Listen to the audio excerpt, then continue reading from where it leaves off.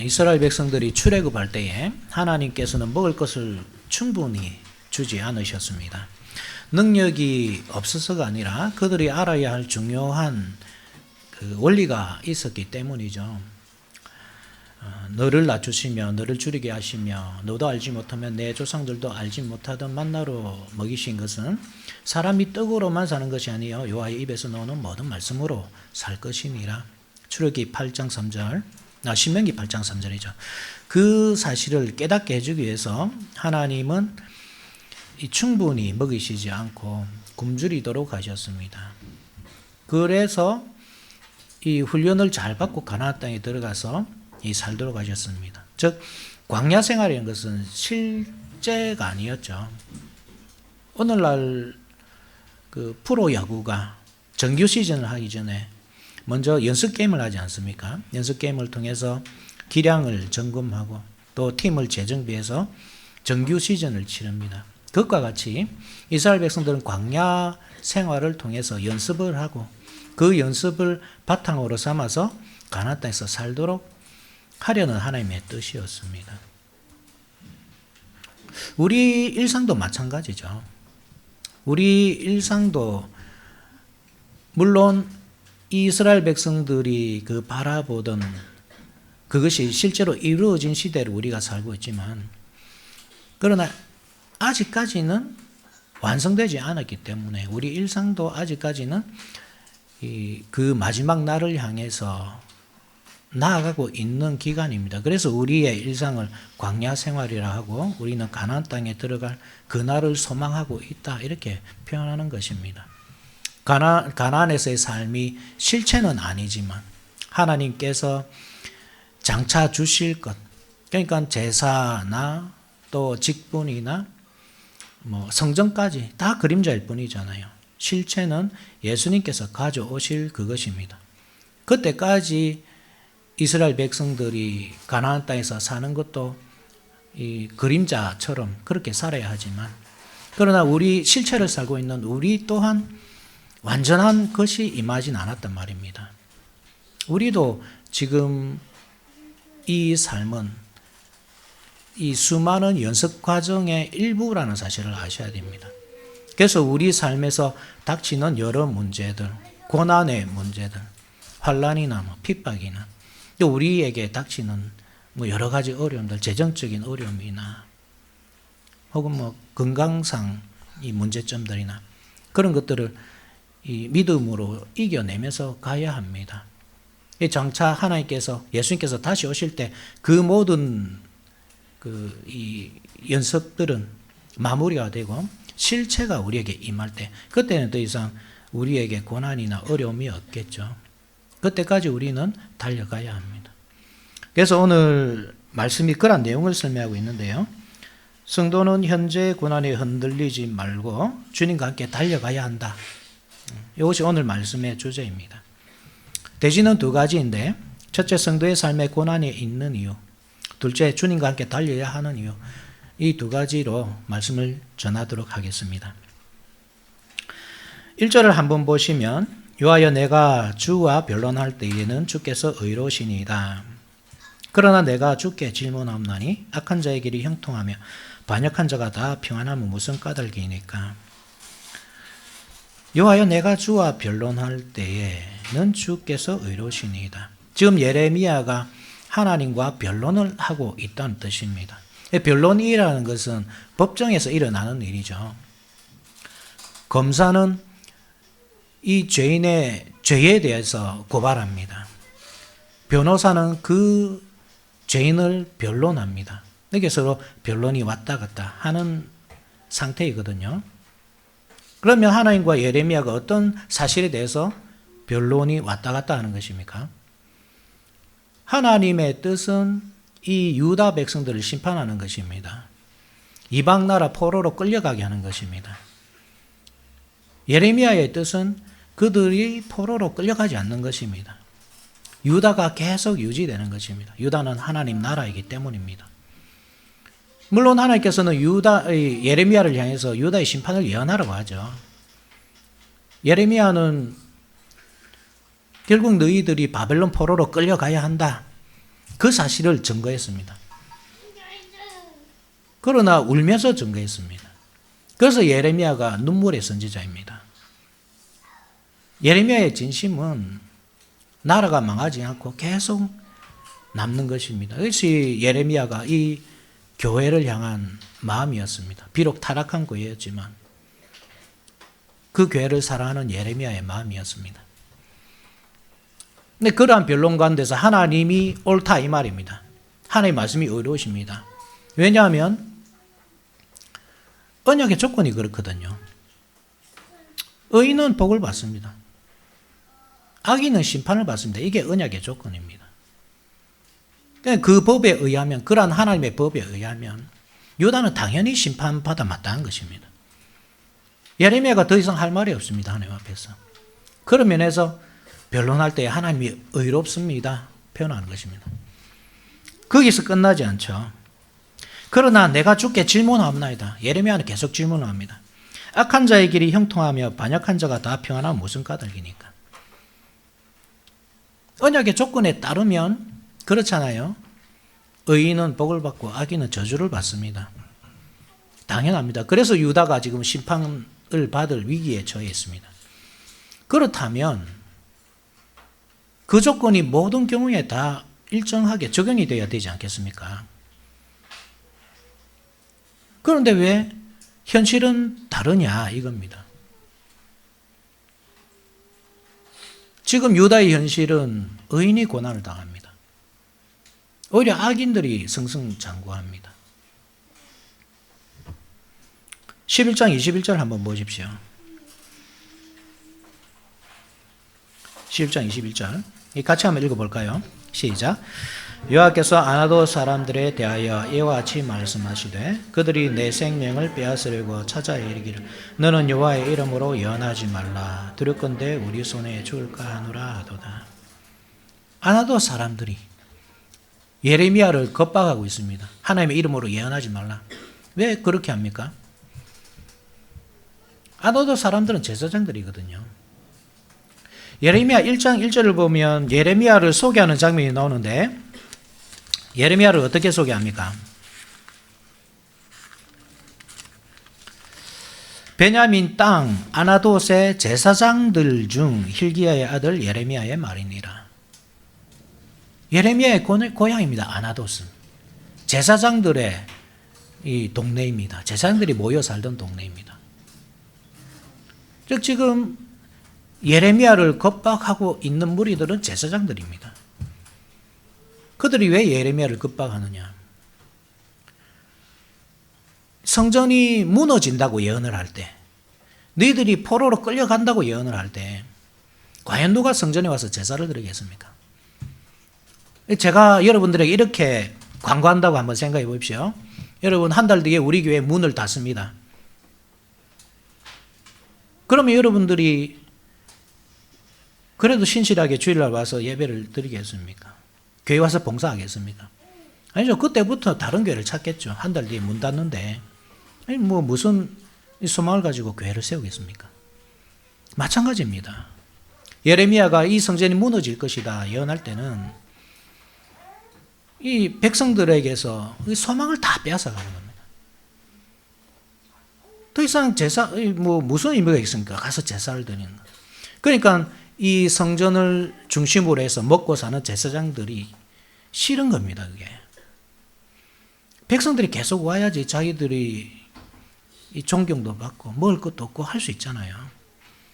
그런데 이 예레미야 그 길을 다 막고 있으니까 그렇게 예언하지 말라. 이 사람들이 정말 교회를 사랑해서 그런 것이 아닙니다. 자기의 부와 명예 그 때문에 이 하나님께서 예레미야를 통해 하시는 그 말씀을 반대하고 있는 것입니다. 백성들이 그런데 알아들어야 하는데 알아듣지를 않습니다. 참된 하나님의 말씀, 예레미야를 통해서 주시는 그 말씀에 대해서는 반대하고 이 악인들을 통해서 이 악인들이 하는 그 거짓말, 평안할 것이다, 평안할 것이다. 예루살렘 절대 무너지지 않는다. 어떻게 하나님 나라가 이방인들의 이 군합발에 짓밟히겠느냐. 그 거짓말에 다 쏘아가지고는 그 악인들의 말을 좇는 겁니다. 이 사람들이. 그 예레미야는 핍박을 당하죠. 예레미야서를 계속 보십시오. 예레미야가 계속 핍박당하는 장면이 나옵니다. 모욕을 당하고 두들겨 맞기도 하고 어떤 때는 구덩이에 던져져서 죽을 위기, 굶어 죽을 위기까지 처합니다. 그 시대에 이 유다의 상황을 설명하는 말씀이 예레미야 5장에 나오거든요. 예레미야 5장 31절 한번 보십시오.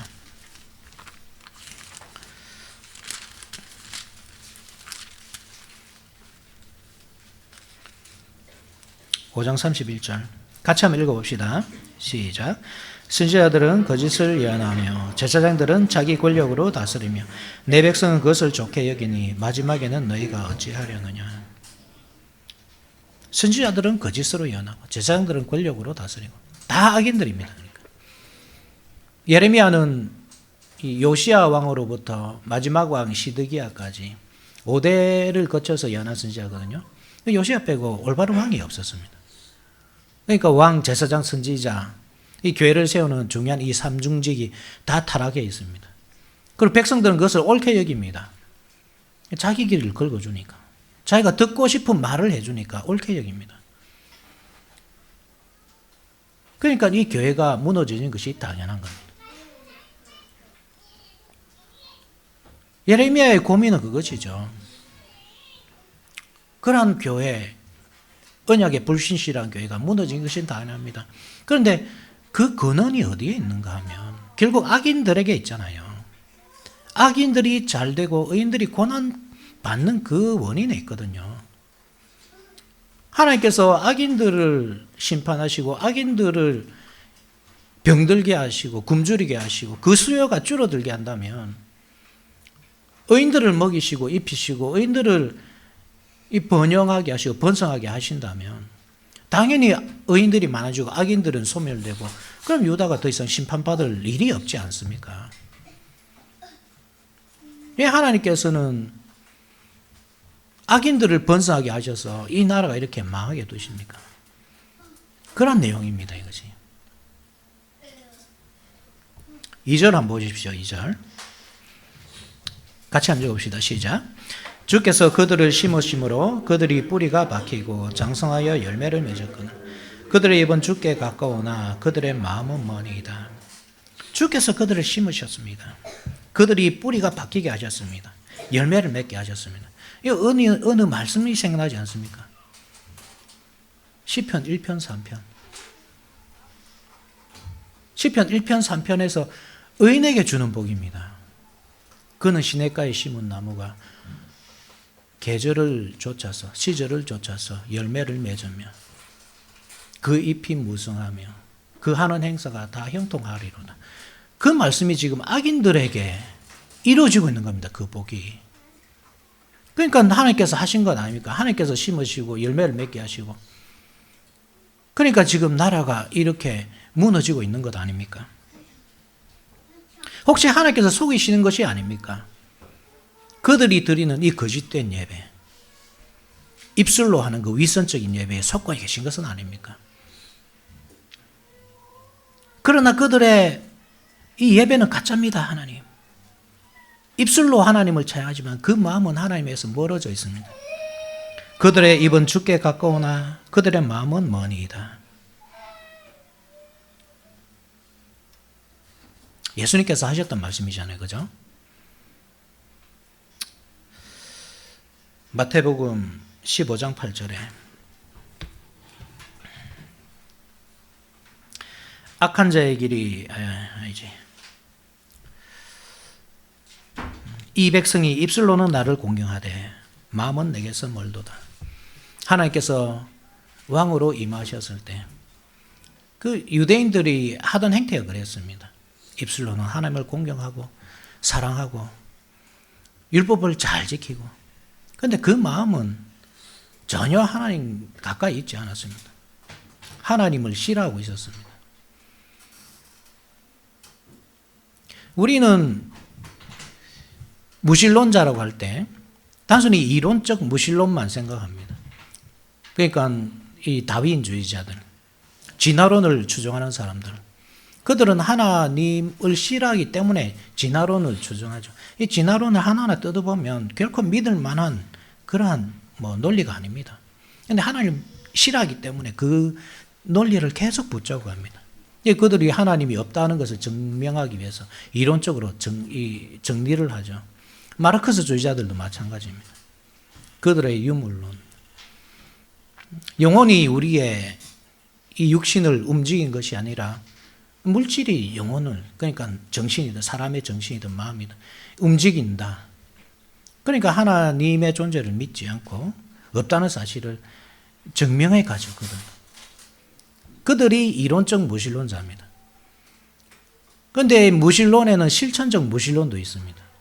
실천적 무신론은 뭐냐 하면 하나님을 믿는다 하면서 교회는 옵니다. 하나님께 예배도 드리고 찬송도 하고 기도도 하고 다 합니다. 근데 실질적인 삶은 없습니다. 입으로는 하나님을 찬송하지만 그 마음은 하나님에서 멀어져 있는 것입니다. 그들이 실천적 무신론자입니다. 오늘날 교회에 많습니다. 얼마나 교회 열심히 오는지 모릅니다. 헌금도 열심히 하고 봉사도 열심히 하고.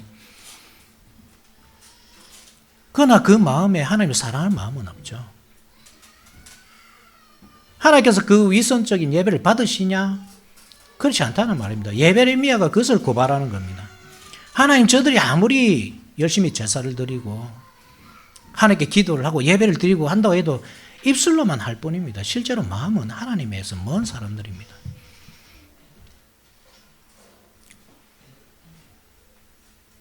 영생은 하나님을 아는 것이죠. 영생은 하나님과 그 보내신 자 예수 그리스도를 아는 것입니다. 그런데 아는 것에는 실천이 포함됩니다. 원래 그렇습니다. 우리 성경 말씀 한 몇 구절만 찾아볼까요? 호세아 4장 1절 한번 보십시오. 호세아 4장 1절. 구약 성경 호세아 4장 1절.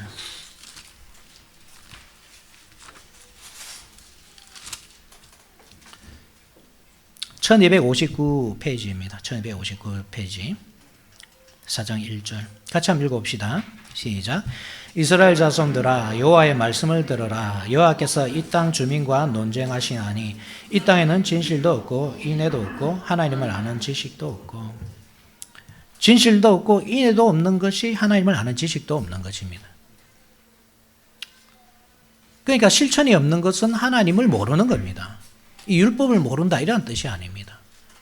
율법은 뭐 잘 알았겠죠. 어릴 때부터 이 가르치는 것, 부모로부터 배우는 것, 그것이 이스라엘 정통이지 않습니까? 뭐 달달달 외웠을 것입니다. 그러나 이 실천이 없기 때문에 그들이 하나님을 아는 지식이 없다. 그래서 그 지식은 영생에 이르는 그 지식이 아니다. 그것을 말한 겁니다. 신약 성경도 찾아봅시다. 골로새서 1장 9절 10절. 골로새서 1장 9절과 10절.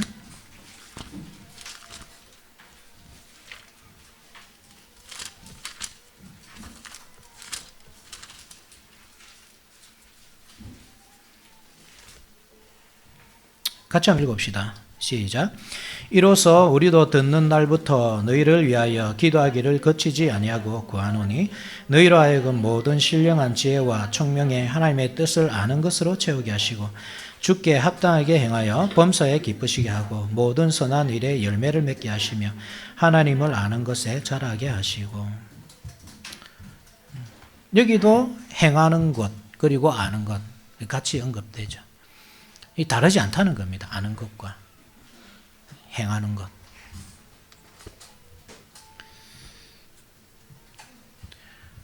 하나님께 예레미야는 기도하고 있는 겁니다. 하나님, 그들의 이 위선에 속지 마십시오. 그들의 거짓말에 속지 마십시오. 그들의 예배가 참되다고 믿지 마십시오. 그 말은 그들에게 복을 주지 마십시오, 이 말이죠. 그들을 좀 진멸하게 만들어 주십시오. 악인들이. 3절 보십시오. 3절 같이 읽어봅시다. 시작. 여호와여 주께서 나를 아시고 나를 보시며 내 마음이 주를 향하여 어떠함을 감찰하시오니 양을 잡으려고 끌어낸과 같이 그들을 끌어내시되 죽을 날을 위하여 그들을 구별하옵소서. 악인들을 구별해 주옵소서. 의인들과 악인들을 분리해서 악인들을 이제 좀 심판해 주십시오. 그들이 이 땅에서 사라지게 해 주십시오. 의인들을 번성하게 해 주십시오. 언약대로. 그렇게 하면 유다가 굳이 멸망할 일이 없지 않습니까? 유다가 하나님 앞에서 이 정결한 하나님 나라로 세워지게 않겠습니까? 나라 자체는 뭐 아무것도 아니잖아요. 실제 그 안에 사는 백성들이잖아요. 그들이 지금 이 삶을 엉망으로 살고 있기 때문에 신앙생활을 똑바로 하고 있지 않기 때문에 언약의 저주가 내리는 겁니다. 4절에 언제까지 이 땅이 슬퍼하며 온 지방의 채소가 마르리까 짐승과 새들도 멸절하게 되어서오니 이는 이 땅 주민이 악하여 스스로 말하기를 그가 우리의 나중 일을 보지 못하리라 함이니이다. 하나님께서 나중 일을 보지 못한다. 하나님을 그 불신하는 그 때문에 젖과 꿀이 흘러야 할 땅이 채소가 마르고 짐승들이 먹을 것이 없어서 고통당하는 그런 땅이 된 겁니다. 짐승들조차 먹을 것이 없는 땅. 옛날 아합시대에 그랬잖아요. 아합시대에 3년 6개월 동안 비가 오지 않으니까 온 땅이 다 말라가지고 사람들도 굶주리지만 짐승들이 먹을 것이 없어서 이 악한 아합 왕이 자기 백성들을 먹일 생각하지 않고 짐승들의 꼴을 찾느라고 돌아다니는 그 모습을 우리가 볼 수 있지 않습니까? 이 전형적인 언약의 저주입니다. 레위기에 나오는 그 언약의 저주입니다. 하늘은 철이 되고 땅은 노시 되고 하늘에서는 비 대신에 먼지가 내리는. 그래서 젖과 꿀이 흐를 땅이 황량하게 되고 황폐하게 되는 그 저주가 임한 것입니다. 하나님의 말씀이 다 옳습니다. 언약에 불신실한 백성들은 당연히 심판받아야죠. 포로로 끌려가야죠. 그곳에서 70년 동안 고통을 당하고 난 뒤에 돌아와야죠.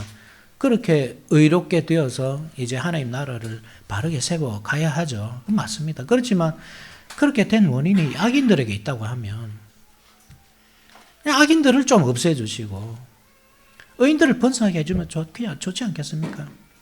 그것이 예레미야의 논리였습니다. 그에 대해서 하나님께서 답을 주시는데 두 가지 비유를 들어서 답을 주십니다. 5절을 한번 보십시오. 같이 읽어봅시다. 시작. 만일 내가 보행자와 함께 달려도 피곤하면 어찌 능히 말과 경주하겠느냐. 내가 평안한 땅에서는 무사하려니와 요단 강물이 넘칠 때에는 어쩌하겠느냐. 두 가지죠. 이 보행자와 말의 대결, 그리고 평안한 땅과 요단 강물이 넘치는 대결. 그 두 가지입니다. 두 가지 다 그냥 쉽게 이렇게 머릿속에 들어오지는 않습니다. 그렇지만 이 예레미야의 질문에 대한 완전히 동떨어진 답변은 아닙니다. 우리가 잘 이해해 보면 이것이 왜 하나님께서 이러한 답으로 대답해 주셨는지 알 수 있습니다. 만일 내가 보행자와 함께 달려도 피곤하면 어찌 능히 말과 경주하겠느냐. 여기서 보행자라는 것은 걷는 사람들이죠. 네가 지금 보행자와 경주하고 있다. 네가 지금. 너를 괴롭히는 그들은, 너를 겁박하고 있는 그들은 고작 보행자일 뿐이야. 그냥 걸어다니는 사람뿐이다. 그런 사람들과 네가 지금 경쟁하고 있으면서 장차 말과는 어떻게 경쟁하겠느냐. 말이라는 것은 달리기 선수죠. 사람이 말과 달려서 이길 수 있습니까? 못 이깁니다. 불가능합니다. 그런데 하나님은 예레미야가 이 말과 경쟁해서 이기기를 바라십니다. 말과 경쟁해서 이기기 위해서는 일단은 보행자부터 이겨야 하는 겁니다. 보행자도 못 이기면서 어떻게 말과 경쟁하겠습니까? 뭐 쉽게 우리가 삶에서 적용할 수 있죠. 우리 일상에 얼마나 많은 문제들이 있습니까? 우리가 죽을 때까지 그 문제들은 극복되지 않을 것입니다. 내 삶에 평안한 순간이 있을까 기대하신다면 그 기대는 접어야 되죠. 왜 하나님의 보존하심, 성도의 견인이라는 그 교리가 우리에게 있습니까? 왜 그 교리가 우리에게 주어졌습니까? 견디고 인내하기 때문입니다. 끝까지. 죽을 그날까지 끝까지 싸우다가 견디고 인내하다가 그 믿음을 잃지 않고 하나님을 향한 사랑을 끝까지 보존하다가 천국에 들어가는 것. 그러니까 우리 삶에는 이 시험이 끊임이 없단 말입니다. 뭔가 하나 넘었다 싶으면 또 다른 것이 나타나서 우리를 괴롭히는 겁니다.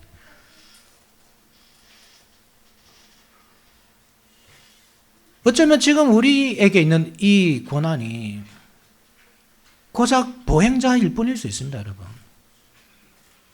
아무것도 아닐 수 있습니다. 장차 우리에게 임할 것을 생각하면. 그럼 우리가 이 장것 하나 넘지 못한다. 다음에 나타날 그 걸림돌, 장애물, 그것은 어떻게 극복하겠습니까? 어떻게 그것을 극복하고 우리가 하나님께 나아갈 수 있겠습니까? 지금 당장 우리가 이겨내야 하는 겁니다. 이것이 아무것도 아닌 것처럼 이겨내야 합니다. 고통스럽죠. 불가능해 보입니다. 뭐 다른 길이 없는데 눈에 보여야지 다른 길이. 전혀 길이 안 보이는데 어떻게 하나님께서 이것을 이 보행자로 비유하십니까? 나한테는 이게 말이 아니고 탱크고 비행기고 미사일 같은데 내한테는. 하나님 어째 이것이 아무것도 아닌 것처럼 그렇게 말씀하십니까? 우리가 변론할 수 있습니다. 예, 그렇습니다. 우리 자신을 비추어서 볼 때는 우리가 그것을 뛰어넘을 만한 힘이 없죠. 그러나 하나님께서 우리와 함께 하신다는 것, 이 사실이 중요한 겁니다. 예레미야 선지자가 쉽게 이 상황을 극복할 만한 상황이었다고 생각하시면 안 됩니다. 모든 백성들입니다. 왕 선지자 제사장뿐만 아니라 모든 백성들이 예레미야를 반대합니다. 예레미야에게 그들은 정말 뛰어넘을 수 없는 벽입니다. 그런데 하나님은 고작 보행자일 뿐이다. 어떻게 그렇게 할 수 있습니까? 하나님께서 선지자를 어떻게 대우하시는지 여러분 역사 가운데서 한번 생각해 보십시오. 옛날 엘리사 선지자가 시무하던 당시에, 활동하던 당시에 아람이 공격해 오잖아요. 북이스라엘, 그죠? 북이스라엘이 공격해 와서 계속 이스라엘을 호시탐탐 노렸습니다. 그런데 이 사람들이 아무리 공격해도 적재적소에서 막 이스라엘 군대들이 방어를 하는 겁니다. 힘 대 힘으로 하면 이스라엘은 절대 아람의 상대가 되지 않습니다. 아람은 강성한 나라였고 북이스라엘은 엄청 약한 나라였습니다. 아람 왕이 고민에 빠진 거죠. 아무리 봐도 이 약한 놈들을 쉽게 정복할 수 있을 것 같은데 왜 그것이 안 될까? 그때 누가 알려주잖아요. 이스라엘에는 선지자가 있어서 왕이 공격할 때마다 어디로 공격하는지 다 알려줍니다. 그래서 그것을 방어하기 때문에 왕이 그 나라를 정복할 수 없습니다. 이 아람 왕이 깨닫게 된 거죠. 문제는 이스라엘이라는 나라가 아니고 선지자구나. 그래서 그 선지자를 잡기 위해서 그 선지자가 살고 있던 도단이라는 성을 에워싸 합니다. 말과 병거들을 보내가지고 군사들을 보내줘 겹겹이 에워싸 합니다. 아침에 일어나 보고 깜짝 놀라잖아요. 그 사환이 그죠? 깜짝 놀랐습니다. 엘리사 선지자가 무엇을 보여줍니까? 이 사환의 눈을 뜨게 해 주시옵소서 기도하니까 하나님께서 눈을 뜨게 해 주시는데 수많은 불병거들이 천사들이죠. 천상의 군대들이죠. 그들이 이 엘리사와 그 사환을 그저 보호하고 있는 장면을 보게 되잖아요. 그것이 선지자입니다, 여러분. 엘리야가 불병거를 타고 하늘로 올라가듯이. 하나님은 바람을 사신으로 삼으시고 불꽃을 들어서 사역자로 삼으시는 분이십니다. 시편 104편 4절. 천사들을 사용하셔서 움직이시는 분이십니다. 모든 역사를. 예레미야 혼자 아무것도 아니죠. 무슨 힘이 있습니까? 그런데 그를 둘러싸고 있는 그 불병거를 믿음의 눈으로 봐야 하는 겁니다. 그러면 하나님을 대적하고 있는, 그 말씀을 반대하고 있는 이 유다 사람들은 아무것도 아닌 거죠. 무슨 그들이 한 주먹거리나 되겠습니까? 하나님 앞에서. 중요한 것은 예레미야의 믿음이었습니다. 믿음을 가져야 했습니다. 당장 눈에 보이는 그것이 아니라 그 너머의 세계로 데려가실 그 하나님의 능력을 바라봐야 했습니다. 그와 함께 하고 계신 그 하나님의 손. 악인들은 마치 이 세상이 자기들 것처럼 행동합니다. 자기 삶의 주인이 자기라고 생각합니다. 그래서 자기가 마음먹은 것, 뜻한 것, 계획한 것은 반드시 이룰 수 있다고 생각합니다. 정확하게 오차없이 계산을 하고 그 계획에 따라서 움직이고 차곡차곡 실력을 배양해 나가면 못할 일이 없다고 생각합니다. 그런데 신자는 겸손하죠. 그 역사 뒤에서 움직여 가신 그 하나님의 손을 바라보기 때문입니다. 사람의 노력 여하에 달린 것이 아니라 하나님의 손에 달려있기 때문입니다. 하나님께서 이 거대한 역사라는 물길을 흘러 보내실 때 거기에 탑승합니다. 그러니까 그 물길 속에서 신자는 항상 이길 수밖에 없는 겁니다. 그들은 걸어 다닐 뿐입니다. 아무리 자기가 뛴다고 난다고 해도 보행자일 뿐입니다. 이 보행자라는 말을 성경에서 쭉 찾아보면 있잖아요. 보행자는 대부분 보병입니다. 보병. 보병 아시죠? 마병, 보병. 걸어서 이 칼창 들고 걸어서 공격하는 사람. 이스라엘 백성들이 민수기가 그렇죠. 민수기에 보면 하나님께서 이 민수기는 그 이스라엘 백성들의 숫자를 이 헤아리는 그런 성경이잖아요. 그런데 그 민수기의 본 뜻은 단순히 숫자를 헤아리는 것이 아니라 가나안 땅에서 전쟁을 치를 만한 사람들, 그죠? 싸움에 나갈 만한 용사들, 그들의 숫자를 헤아리는 세는 거거든요. 그때 나타나는 단어가 바로 이 단어입니다. 보행자, 보병들. 다른 성경에도 다 그렇습니다. 보병이 몇 명이 할 때 다 이 단어입니다. 지금 그러니까 이 보병이라는 이미지가 주는 이미지가 그렇습니다. 이 단어가 보행자라는 단어가 주는 그 이미지는 광야 길을 걷고 있는 그 이스라엘 백성들입니다. 장정만 60만이어 할 때 그 이스라엘 백성들입니다. 선지자가 뭐 칼과 창을 들고 싸우겠습니까? 자기 동족과 함께 칼과 창을 들고 싸우겠습니까? 이 방패를 들고 방어하겠습니까? 그렇지 않잖아요. 선지자가 가진 무기는 말씀입니다. 복음입니다. 그것으로 거짓말을 예언하는 또 거짓말을 듣고 아멘하는 그 불신앙과 싸우고 있는 겁니다. 그 삶 자체가 광야 생활을 할 때 지금 방황하고 있는 거죠. 보행자처럼. 광야길을 방황하고 있는 겁니다. 그들을 네가 설득할 수 없다면, 그들과 다투어서 이길 수 없다면, 그들에게 복음을 전하지를 못한다면, 그들에게 맞아 죽을까 봐, 모욕당할까 봐, 버림받는 것이 두려워서 가족, 친구 다 안 와도 자기 가족 친구들이죠. 자기 동족들. 그들에게 왕따 당하고 따돌림 당하고 그것이 무서워서 네가 복음을 전하지 못한다면, 하나님의 말씀을 전하지 못한다면 네가 나중에 어떻게 마병들과 경쟁하겠느냐 이 말입니다. 마병들은 뭡니까 그러면? 이스라엘을 공격해 올, 유다 땅을 공격해 올 그 바벨론 군사들이죠. 이방인들은 항상 말이 많았습니다. 애굽에 마병이 많았고요. 바벨론도 마병이 많았습니다. 고대 전쟁에서 말 한마디가 탱크 한 대입니다. 그런데 하나님은 그 말을 많이 두지 말라고 하잖아요. 이스라엘에게. 왜 그렇습니까? 말을 의지할까 봐. 말의 힘을 의지하지 마라 이 말이거든요. 하나님을 의지해야 되기 때문에 그렇습니다.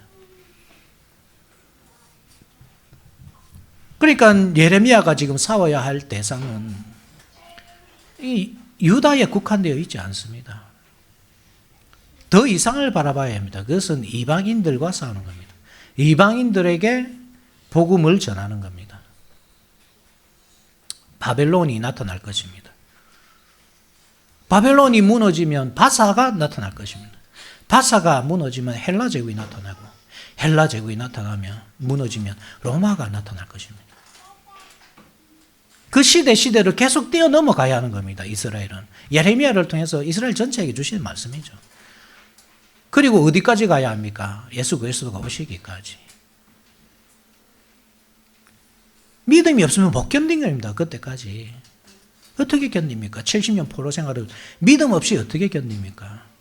겨우 이겼냐 했더니 바사가 나타나고, 겨우 이겼느냐 했더니 헬라 제국이 나타나고, 헬라 제국은 더 괴롭히잖아요. 유대인들을. 그리고 로마가 나타나서 통치를 하는 시대까지. 근데 믿음으로 견디고 인내하고 그렇게 예수 그리스도의 시대를 맞이하고 교회 시대가 오는 것입니다. 그래서 믿음이 필요합니다. 인내가 필요합니다. 뒤에 것도 그러한 배경에서 여러분들 이해하시면 됩니다. 내가 평안한 땅에서는 무사하려니와 요단강 물이 넘칠 때는 어찌하겠느냐. 평안한 땅은 지금 현재 이스라엘이겠죠. 예루살렘, 그죠? 유다로 대표되는 예루살렘. 예루살렘 이름 자체가 평화잖아요. 샬롬에서 예루살렘, 샬롬에서 평화, 평화의 도성이잖아요. 그 평화의 땅에서 네가 지금 살고 있다. 물론 이 전쟁의 위기가 시시각각 다가오고 있지만 아직까지는 때가 아닌 겁니다.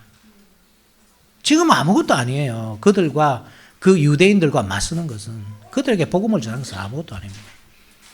그런데 요단 강물이 넘칠 때 이 말씀은 조금 다르게 이해하는 게 좋거든요. 여러분 한번 예레미야 49장 19절 한번 보십시오. 예레미야 49장 19절.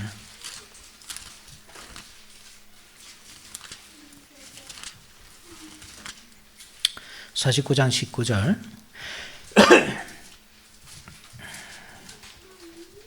같이 한번 읽어봅시다. 49장 19절 시작.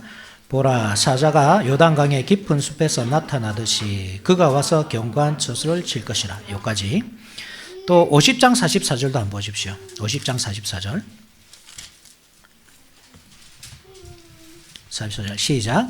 보라, 사자가 요단의 깊은 숲에서 나타나듯이 그가 와서 견고한 저수를 칠 것이다. 그러니까 이 요단 강물이 넘칠 때에 이 말은 이 말씀과 같습니다.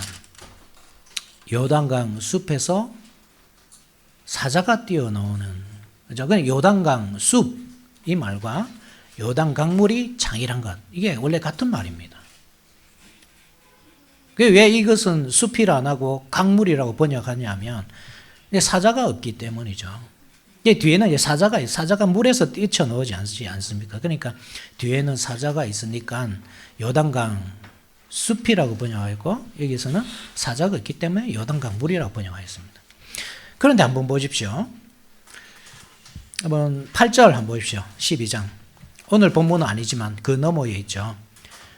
계속되는 문맥 속에 있으니까 한번 보십시오. 8절에 내 소유가 숲속의 사자같이 되어서 나를 향하여 그 소리를 내물어.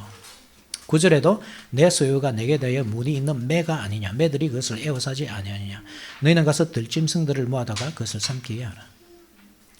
들짐승들의 이미지. 이 들짐승들의 이미지가 항상 이방인들을 묘사할 때, 뭐 양, 소, 비둘기 이런 가축들의 이미지, 염소 이런 가축들의 이미지는 항상 이스라엘 백성들이죠. 그래서 이 가축들로 제사를 드리잖아요. 그런데 이방인들의 이미지는 이 들짐승들입니다. 곰으로 나타나기도, 사자로 나타나기도.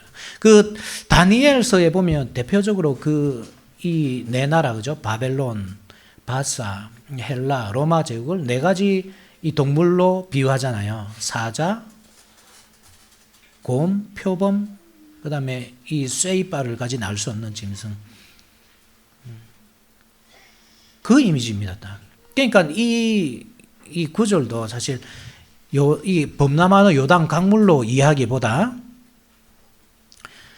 요단강 숲으로 이해하는 게 낫습니다. 요단강 숲 속에 지금 들짐승이 기다리고 있는 겁니다. 마치 이스라엘 백성들이 요단강을 건너서 가나안 땅을 정복했듯이 요단강 숲에 들짐승들이 딱 대기를 하고 있죠. 그리고 언제든지 그 강을 넘어서 이 유대 땅을 침범하려고 하고 있습니다. 그때는 어쩌겠느냐. 지금은 평안하잖아. 그죠? 지금은 평안한 때입니다. 차라리. 그렇지만 때가 되면 사자가 뛰쳐나올 것입니다. 그 땅을 황폐하게 할 것입니다. 그때는 어떻게 할 것이냐. 다니엘이 보았던 그 환상처럼 바벨론, 바사, 헬라, 로마가 차례차례 나타나겠죠. 그때는 어떻게 해야 합니까? 이 예레미야가 상대해야 할 상대는 이 유대인이 아닌 겁니다. 그 이방인들까지 포함되는 겁니다. 이방인들이 훨씬 더 위험한 존재들입니다. 그들은 성전을 무너뜨리고 나라를 무너뜨리고 그 백성들에게서 신앙을 뺏어가기 위해서 우상을 강요할 거고 우상 숭배를 하나님의 법대로 그 자녀들을 키우지 못하도록 방해할 것입니다. 하나님께 예배하는 사람을 잡아서 사자굴에 던질 것입니다. 하나님께 예배하는 사람들을 잡아서 쇠풀무에 집어 던질 것입니다. 그때는 어찌하겠습니까? 이 믿음도 없이, 이 작은 것 하나 넘을 믿음도 없이 그 큰 장애물을 어떻게 뛰어넘을 것입니까? 그것을 견뎠을 때 그리스도께서 오십니다. 우리의 용사, 그 이방인들의 그 창이라는 그 이방인들의 공격을 잠재울 우리의 왕이 오실 것입니다. 그리고 그들을 다 잠재울 것이고 이 복음의 무기로 다 정복하실 것입니다. 우리가 지금 그 시대에 살고 있단 말입니다. 6절에 내 형제와 아버지의 집이라도 너를 속이며 내 뒤에서 크게 외치나니 그들이 내게 좋은 말을 할지 너는 믿지 말지니라. 그때까지는 계속 방해할 것입니다. 이 유대인들은. 그죠? 예레미야가 복음을 전할 때마다 더 큰 소리로 뒤에서 외칠 것입니다. 그것이 아니다. 평안하다. 평안하다. 예레미야는 너희들이 지금 바벨론 포로로 잡혀가야 된다. 그래야 미래가 있다. 단순히 포로에서 돌아오는 그것이 아니다. 그리스도가 오시는 그 날까지 연결되는 역사가 그렇다. 그때까지 믿음을 시험받을 것이다. 바벨론 포로로 잡혀가는 것이 그거야. 그것이 바로 너희들 믿음이 시험받는 거야. 그 70년 뒤에 돌아오고 그 나라에서 하나님 나라를 이루며 사는 것. 많은 이방인들의 공격이 있고 계속 다스리겠지만 그 모든 어려움들을 뛰어넘고 또 뛰어넘어서 그리스도께로 나아가는 그 시대까지 너희들의 믿음은 계속 시험을 받을 것이다. 또 그들이 좋은 말로 타이르기도 할 것이다. 너도 우리처럼 얼마든지 타협하면서 살 수 있지 않느냐? 왜 굳이 싸우느냐? 좋은 말로 좋게 하자. 우리가 뭐 죽어서 지옥 가겠느냐? 하나님의 백성인데.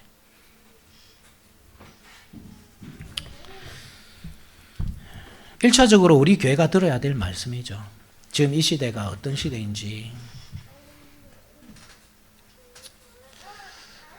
이 교회가 정말 하나님 중심으로 세워지고 있는지, 이 교회들이. 뭐 굳이 우리 교회가 있을 이유가 없습니다. 그러면.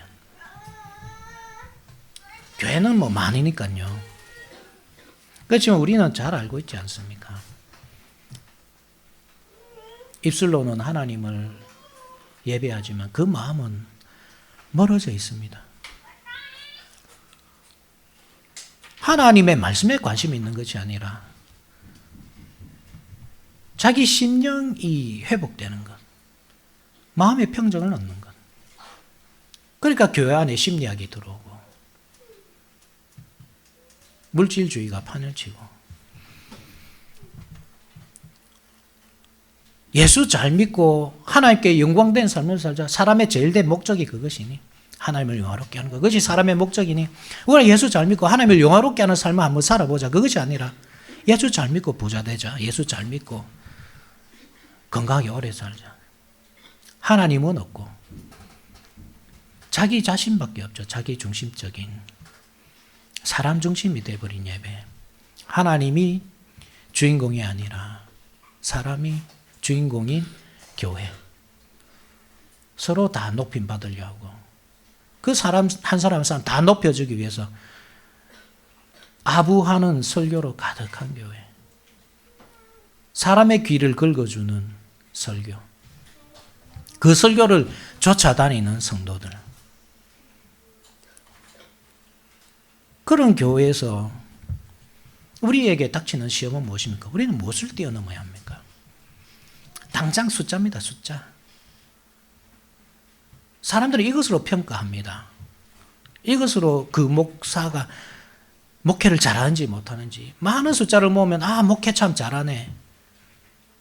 교회가 안 크잖아요. 그러면 참 목회 못한다. 말씀만으로 되는 줄 알았나 그러면. 우리가 몰라서 그래 안 하는 줄 아나. 이게 우리의 시험거리 아닙니까? 그런데 그것은 아무것도 아닙니다. 우리한테. 정말 우리가 싸워야 할 대상은 그것이 아닙니다. 교회는 앞으로 나가야 하잖아요. 우리가 정말 복음을 전하고 그래서 복음이 필요한 사람들이 우리 교회에 와서 그 생명의 꼴을 얻게 하기 위해서는 우리는 1차적으로 우리 죄와 싸워야 합니다. 그것이 우리의 궁극적인 원수입니다.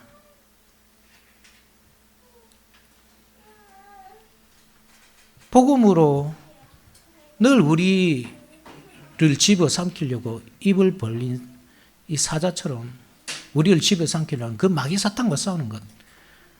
그것이 우리의 궁극적인 원수입니다. 적이고. 그 작은 것 하나 넘지 못하면 우리는 이 궁극적인 적과도 싸울 수가 없습니다. 옛날 선지자들을 이끌고 다녔던 그 불병거, 불멸들, 하나님이 타고 다니시는 그 불병거, 불멸들은 천사들이었지만 오늘날 이 마병은 교회잖아요. 요한계시록 6장 2절에 나오잖아요. 예수님께서 교회라는 말을 타고 말씀의 금을 들고 전쟁하러 나가시잖아요. 우리가 말이 되어야 하는 겁니다. 그런데 우리가 보행자도 기껏 보행자 하나 이기지 못하는 말이라면 어떻게 예수님이 우리를 타고 싸우시겠습니까? 어떻게 우리와 함께 전쟁의 자리로 가시겠습니까? 이 작은 장애물은 아무것도 아닌 것처럼 해야 합니다. 믿음으로만 할 수 있습니다. 하나님께서 우리와 함께 하신다는 것. 말씀으로 하는 것이 결코 틀리지 않다는 사실을 믿는다는 것. 사람의 목적은 하나님을 영화롭게 하고 그를 영원토록 온전히 즐거워하는 것. 그것이 진리라는 사실을 우리가 믿고 다른 사람은 다 어떻게 살든지 내 삶이 무엇 때문에 힘들든지 뭐 돈이 없는 것, 병마에 괴롭힘 당하는 것, 내 자녀가 내 마음대로 안 커주는 것, 친구들이 나를 괴롭히고 나를 가만히 두지 않고 직장 동료들이 나를 힘들게 하고 그때마다 우리의 믿음은 시험을 받는 겁니다. 과연 우리가 하나님과 함께 달리고 있는지 예수 그리스도를 우리 등에 태우고 달리고 있는지 우리의 믿음이 시험받고 있는 겁니다. 그것이 도저히 못 넘을 장애물처럼 느껴진다면 우리는 예수님과 함께 달리는 사람들이 아닙니다. 예수님 없이 내가 가기 때문에 그것이 도저히 못 넘을 것처럼 보이는 것입니다. 하나님과 함께 달려야 합니다. 우리는 하나님의 말들입니다. 믿음으로 할 수 있습니다. 믿음으로 할 때 우리 앞에 있는 장애물들은 아무것도 아닌 것처럼 뛰어넘고 그 뒤에 더 높은 것이 나오면 또 뛰어넘고 그 뒤에 더 높은 것이 나오면 또 뛰어넘고 그렇게 견디고 인내하면서 장차 그리스도께서 다시 오실 때 가져오실 그 완전한 나라를 우리가 차지하는 것입니다. 그때까지 여러분 견디고 인내하십시오. 예, 믿음으로 하십시오. 믿음으로 싸우십시오. 믿음으로 항상 이기십시오. 말씀을 붙잡고 사는 것, 그것이 믿음입니다. 다른 것이 아니라. 이러한 믿음으로 우리의 진정한 대적을 이기고 하나님의 나라를 온 세상으로 사망으로 확장해 나가는 우리 모두가 됩시다. 아멘. 다 같이 일어나셔서 아멘 소리